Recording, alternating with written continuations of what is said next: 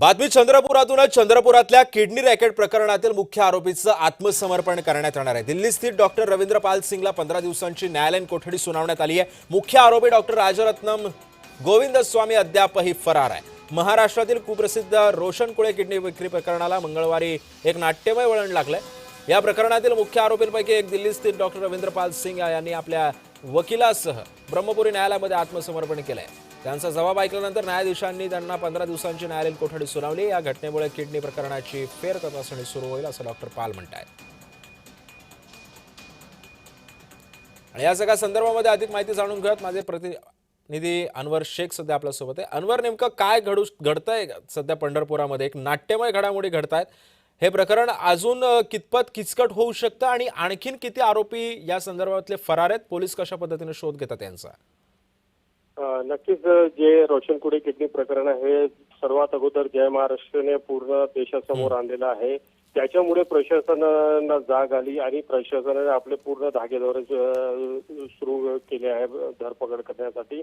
महत्वाचा म्हणजे रोशन कुळे जे आहे हे शेतकरीला अवैध सावकारून 1 लाख रुपये घेतले होते आणि त्याच्याऐवजी त्याला 74 लाख रुपये अदा करावे लागले. ही जे बातमी आहे ही जय महाराष्ट्रने पूर्ण देशासमोर आल्यानंतर सर्व प्रकरण जे किडनी रॅकेट आहे हे विदर्भात नसून महाराष्ट्रात नसून तर देश पातळीवर पूर्ण आंतरराष्ट्रीय रॅकेट असल्याचं समोर आलेलं आहे. त्यामधले ते 2 मुख्य आरोपी जे आहे रवींद्र पाल सिंग आणि आपला गोविंद स्वामी जे तामिळनाडूचे आहे ते फरार आहे. न्यायालयात यांनी अटकपूर्व जामीनसाठी अर्ज दाखल केला होता. हायकोर्टामध्ये पण जामीन त्याच्या नाकारण्यात आला. शेवटी आता त्यांना ब्रह्मपुरी न्यायालयात आत्मसमर्पण करावं लागलं. रवींद्र पाल सिंग हे आत्मसमर्पण केलेलं आहे. त्याच्यात आज सुनावणी होणार आहे. परंतु जे तामिळनाडूचे जे डॉक्टर आहे गोविंद स्वामी ते अद्याप फरार आहे. अजूनही या जे किडनी रॅकेट आहे यामध्ये अवैध सावकार आणि देवाणदेवाण जे झालेलं आहे त्याच्यातले 4-5 आरोपी आताही मोकाट असल्याचं रोशन कुळे यांचं म्हणणं आहे.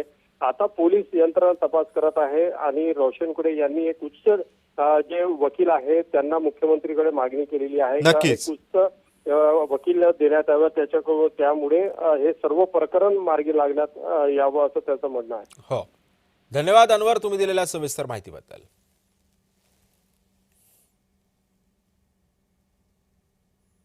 किडनी रॅकेटमधील डॉक्टर रवींद्र पाल सिंग हे काल न्यायालयामध्ये शरण आले.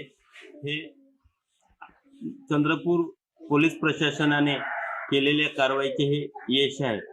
तसेच डॉक्टर रवींद्र पाल सिंग हे किडनी मधील मुख्य आरोपी होते. माझे प्रकरण जय महाराष्ट्र न्यूज चॅनलने प्रथम हे केले त्याबद्दल त्यांचे पण मी आभार मानतो. माझी शासनाकडे एक विनंती करीन की माझे प्रकरण जलद गती न्यायालयामध्ये चालवून चांगले उच्च वकील माझ्या केससाठी देण्यात यावे एवढी मी महाराष्ट्राचे मुख्यमंत्री साहेब फडणवीस साहेब यांना माझी एक विनंती राहील. आणि या बातम्यांसह